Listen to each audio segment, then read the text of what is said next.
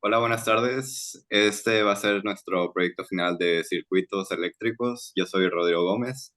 Aquí están mis compañeros Brian Mata y Asael López. Bueno, el contexto de este reto es el ver que en México actualmente se utilizan muchísimas energías no renovables, mayormente combustibles fósiles, para generar su electricidad. En esta gráfica podemos ver cómo casi el 75% de estas vienen de fósiles y un ciclo químico, y solo muy poco viene de energías renovables.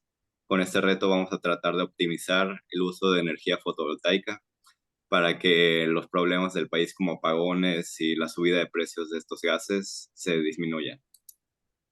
Bueno, primero vamos a hablar de unos conceptos básicos que necesitamos, como las celdas fotovoltaicas, que estos son los dispositivos que captan la luz solar directamente y la convierten en electricidad. Estas normalmente se fabrican con silicio. El módulo fotovoltaico sería la combinación de estas celdas para formar un módulo que pueda captar y transformar electricidad.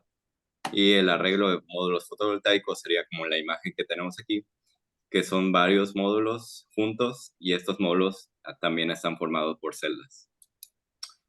Luego, ¿cómo se obtiene de manera experimental la característica corriente voltaje y potencia voltaje? Bueno, esta obtención experimental de estas características viene del módulo fotovoltaico y se realiza típicamente mediante una prueba de entorno controlado, como se va a hacer en este reto, usando el voltímetro y amperímetro. Esta es la fórmula de potencia máxima que vamos a usar, y aquí tenemos una representación de estas variables. Y bueno, para esto se realizaban unas simulaciones en el programa Multisim. Bajo ciertos criterios, se formaba cada módulo, debería estar conformado por 6 celdas conectadas en serie y modificar la corriente del cortocircuito de cada una de estas celdas a un valor de 100 miliamperios. Se hicieron 3 arreglos, uno de 2 módulos conectado en paralelo, uno de 2 módulos conectado en serie y un tercer arreglo conectado en serie en el cual uno de los arreglos se ha afectado por la sombra. Y para lograr simular esto, se redujo el valor de la fuente identificada como VRAT de uno de los arreglos a un 70% de su valor original. Aquí vemos el circuito en paralelo, se observan los 2 módulos conformados por 6 celdas conectadas a una fuente, simulando la capacidad total de la celda solar, y en la gráfica se observa cómo la corriente se mantiene estable y la potencia va aumentando gradualmente conforme se aumenta el voltaje.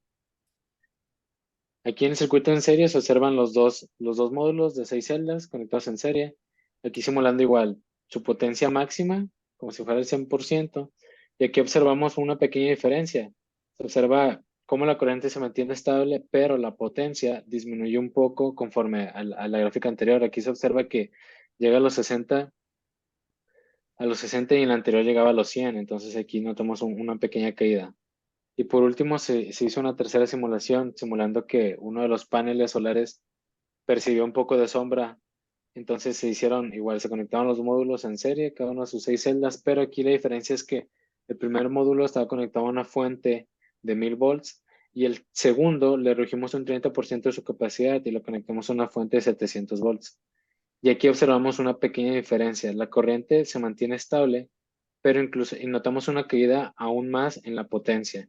Vemos que aquí llega a las 40 unidades conforme va aumentando el voltaje y pues son las diferencias que encontramos. Aquí está el circuito en paralelo hecho en protoboard y aquí vamos a graficar las 10 medidas que tuvimos que sacar.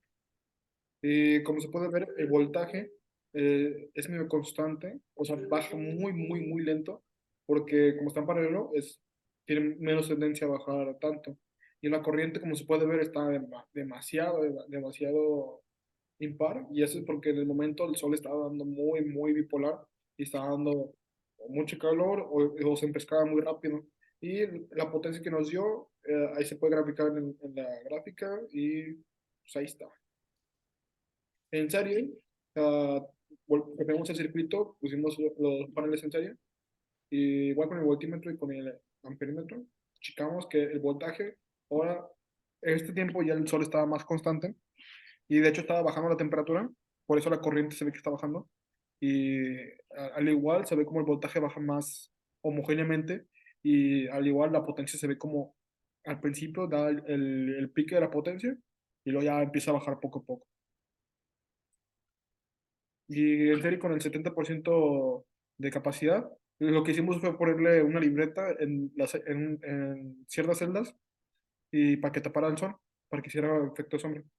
Y aquí podemos ver que el voltaje baja ahora sí aún más rápido y, la corriente, ese piquito que se ve ahí al principio, que baja y luego sube, es porque bajó, estaba bajando la temperatura y luego subió y luego volvió a bajar. Y ahí se ve cómo está bajando constantemente. Y la potencia, al igual que en las pasadas, se ve como como al principio sube a lo máximo y empieza a bajar poco a poco.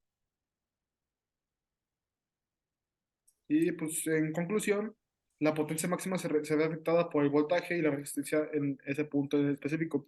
Al ir variando la resistencia de los demás valores, el voltaje y la corriente se ven afectados. Es por esto que este tipo de energía renovable requiere un lugar con fuerte constante de luz solar para hacer factible su uso. Y bueno, eso sería todo.